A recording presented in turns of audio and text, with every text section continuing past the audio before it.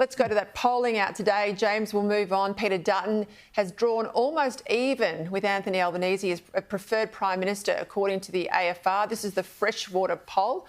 Albanese now sits at 44%, a drop of 11 points since December 2022. The opposition leader gaining significant ground on the other side, up 14 points to 43%. Now, in terms of net approvals, Dutton now sits at -2. The Prime Minister sits at -14. Now, at the same time, and I watched this one last night, Jim Chalmers, well, they took part in a pretty softball interview on Channel 7's Spotlight program. He discussed booze and leadership ambitions.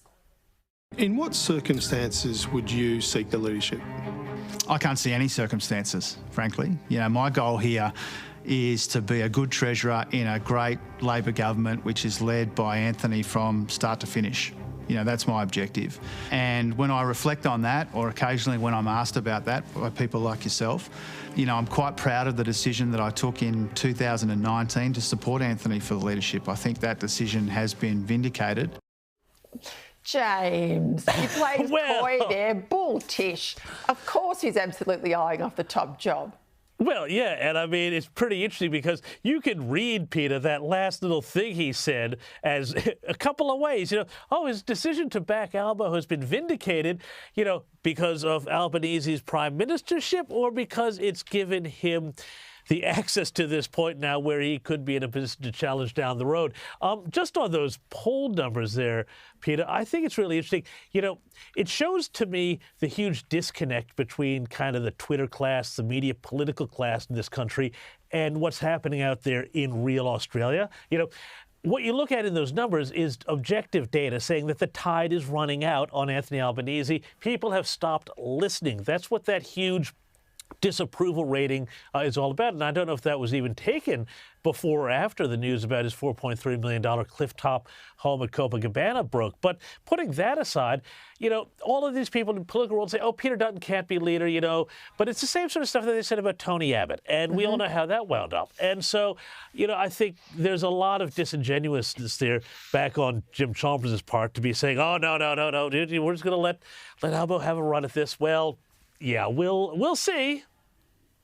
What about this report in the Australian today, Cam, that they're going to run a hard, negative, very personal campaign against Peter Dutton? Labor says that they'll target Dutton, or these other reports, as arrogant, aggressive and reckless. Now, I have to say, when you haven't got a record to run on, you go to the bottom drawer and you pull out the character assassinations, and clearly that's Labor's plan.